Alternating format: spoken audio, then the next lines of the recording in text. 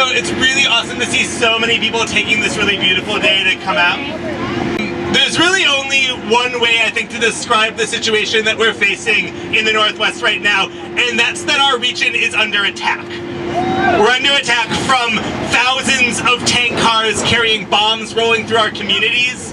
We're under attack from hundreds of tankers headed for our coast, for two major pipelines carrying some of the most dangerous oil in the world through both British Columbia and through Washington State.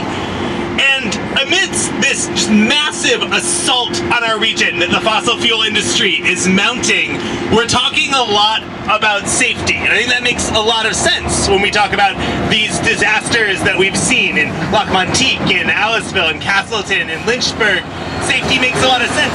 But I think that one of the things that we're missing in this conversation is the reason that attack is happening in the first place. And that is that these companies are bringing these trains, they're bringing these tankers, and they're building 10 new facilities on our coast to extract more carbon out of the tar sands, more carbon out of the Powder River Basin, and more carbon out of the Bakken in North Dakota and other shale fields across the country. This is about fossil fuel expansion and about chaining our economies and our livelihoods to an unsustainable cycle of fossil fuels for the rest of our lives. And that's what we need to be standing up against. Politicians are doing a lot of promising of safer rail cars and better cleanup responses.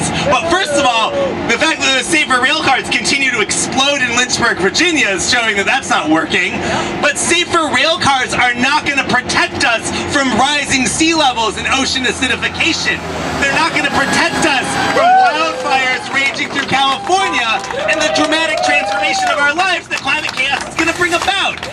So we can't just talk about safety, we have to talk about the fundamental plan at hand, which is stopping the exploitation of the Bakken fields, stopping digging up tar sands up in Alberta, Canada, stopping the exploitation of new carbon reserves in Utah and Texas, and stopping coal in the Powder River Basin. And that's what we have an opportunity to do.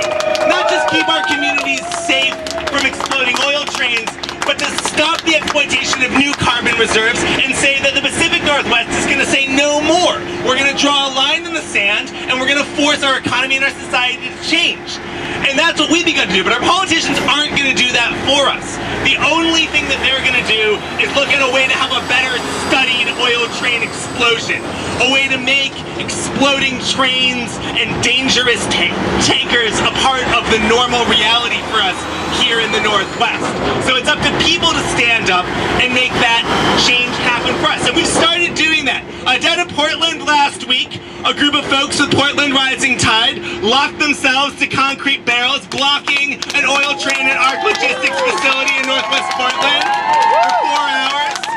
It's a small act, but it's designed to kick off a campaign of full-time direct action against oil trains across the region, blocking facilities here in Seattle, up in Anacortes, in Bellingham. And we're going to be doing that. We're going to be taking action through this summer, through the fall, because you know what? We're not looking for safer oil trains. We're looking to shut these facilities down. We're looking for no more oil, and we're looking for a just transition to a better society.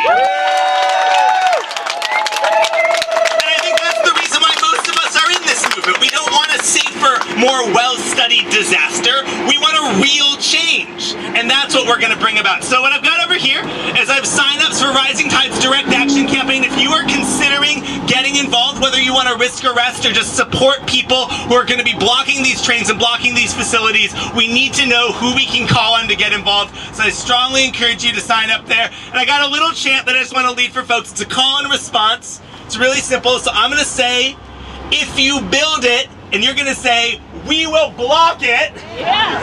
And then I'm going to say, if you ship it, and you're going to say, we will stop it.